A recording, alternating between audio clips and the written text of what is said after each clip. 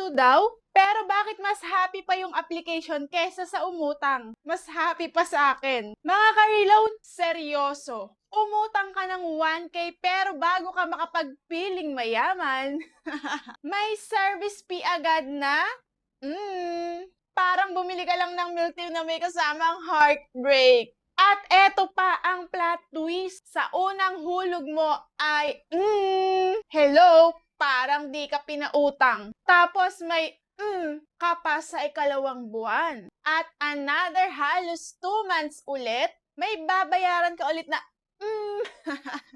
Siyempre, tapusin niyo yung video natin para malaman niyo ang sikreto. Yung 120 days to pay mo, naging 120 days is stress challenge. Stress challenge. Kaya sa video na to, mga ka-reload, aalamin natin kung talaga bang happy si Happy Pera 2. O baka after mong umutang, depress na ang bulsa mo. Kaya wag na natin patagalin yan, mga ka-reload. I-download na natin si Happy Pera 2. At ayan nga, si Happy Pera 2 ay fast cash loan application at siya ay may 4.9 na stars at meron siyang 2K reviews. So 2K pa lang kasi bago itong si Happy Pera 2 at siya ay naka-under kay Royal Yoho Lending Investors Corporation. At na-release nga itong loan application na ito noong September 25, 2025. So wala pa siyang isang taon. At updated siya noon lang April 12,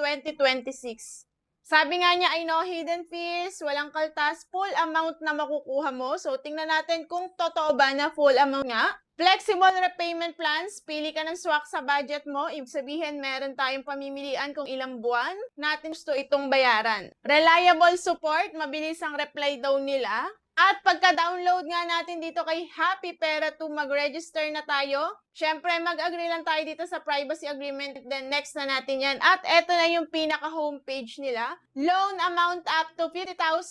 Meron siyang interest as low as 0.06% per days. At meron siyang 120 days na term. Then, apply na natin yan. Dito nga ay meron tayong 5 ulit na sasagutan. So, dito sa una ay base information. Una ay yung loan purpose natin. Pipiliin nyo na lang dyan. At meron pang education level, ayan, residential address, detailed address, total number of previous loans. So, aalamin niya kung meron pa ba tayong ibang loan o yung mga previous natin.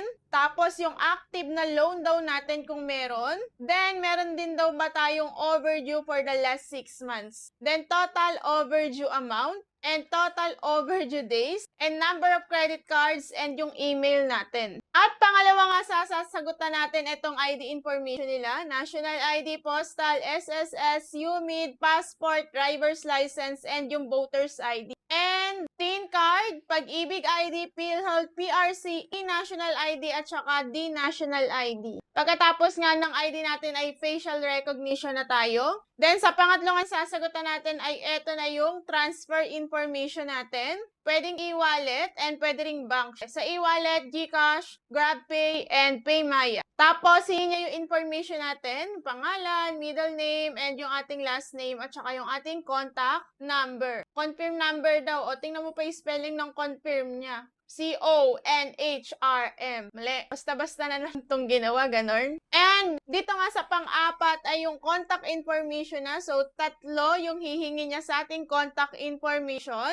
Then, yan ay nagdadirect sa ating phone book. Then, dito nga sa panghuli ay yung work information. So, pwede daw dito ay unemployed, pwedeng OFW, pwede ring retired, student, teacher, and others. So, siguro kahit wala tayong trabaho, estudyante tayo, pwede tayo ditong mag-apply. Siyempre, yun niya din yung ating profession, monthly income, at saka yung payroll period natin. Then, ito na nga sabi niya, congratulations, na-finish na natin yung ating certifications at meron daw tayong 90% approval rate. Then, mag-apply na tayo. Siyempre, excited tayo dito. Dapat happy lang tayo, mga ka-reloan. At ito ngayon na-offer niya sa atin, 1,000 pesos. So, yung pinakamababa na pwede nating utangin ay 500. So, kapag nabayaran daw natin itong 1,000, ang next amount na natin ay 2,000. Then, syempre, sige, apply na natin yan.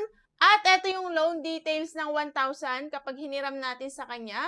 Loan amount natin 1,000, tenor natin 120 days, interest rate ay 0.2% per day, service fee 240 pesos. And yung magiging outstanding balance natin sa kabuuan ng tatlong term na to ay 1,480. So, kung iisipin mo, ka-reloan ay 460 yung tutubuin niya sa atin dahil 1,000, di ba? Pero lagi niyong tandaan na meron tayong service fee na 240. So, ibig sabihin, ang makukuha lang natin sa kanya ay 760. At ang unang pagbabayad natin to sa kanya ay 2 weeks. Hindi naman siya 1 week lang or hindi siya 7 days. Ang unang pagbabayad na sa kanya ay 860 na. So, doon pa lang sa loob pa lang ng 2 weeks, ka-reloan, bayad na agad yung ipinadala niya sa atin. 760 at tumubo na agad siya ng 100. Tama? Kasi 860. Then, yung next na pagbabayad natin ay sa July 18 na. Halos lagpas isang buwan at ang babayaran natin ay 372. At sa last na pagbabayad natin ay almost 2 months, 2 days na lang 2 months na dahil September 16 na yung pagbabayad natin sa kanya na 248. So yun nga ay may kabuuan na 1,480. So, ka-reloan, sabi niya kanina 0.06% interest rate per day. Computein nga natin kung talagang ganun. Siyempre, ka-reloan, kailangan kahit happy tayo, kailangan focus tayo lagi sa goal. Dapat hindi tayo naiisahan ng mga loan application na to. Kapag feeling natin argabyado tayo, huwag nating ituloy yan, ka-reloan. So, eto siya mga ka-reloan. Inutang natin 1,000, service fee 240. Total na babayaran natin 860 sa loob ng 2 weeks. So, ang tubo nila sa atin ay 480 pesos. Ibig sabihin, halos 48% interest rate agad sa 1,000 mo. So, yun nga mga ka-reloan, grabe, mas mabilis pang lumaki yung tubo kesa sa motivation kong makaipon. Pero kung itatry nyo naman sa 500 pesos, syempre mas maliit yung kanyang service fee. Ang service fee ng 500 pesos ay 120. Then, yung total repayment natin sa kanya ay 740. Ganon din yung terms ng pagbabayad. At yun nga, sabi niya, verifying the result for you. At i-update daw niya tayo after 2 minutes. So, ilang sandali nga lang ay hindi rin naman niya tayo na-approve. So, yun lang mga ka-reloan ang tungkol kay Happy Pera 2. Lagi kayong mag-iingat kasi para sa akin, hindi ko to mare-recommend sa inyo kasi medyo malaki yung tubo niya and 2 weeks pa lang ay kukunin na niya ng buo at may sobra pa agad yung utang natin sa kanya. So, worth it ba talaga? Kasi akala ko pang loan emergency to, pero parang ako yung magiging emergency pagkatapos kong magbayad dito. Pero disclaimer lang mga ka-reloan, nasa sa inyo pa rin ang 100% na pagpapasya kung gusto nyo bang mag-loan dito sa loan application na to. Nagbigay lang ako sa inyo ng information and recommendation ko na hindi ko ito mai-recommend. Pero bahala pa rin kayo. Yun lang, maraming salamat sa panonood. I-like na yung video natin kung nakatulong sa inyo ito.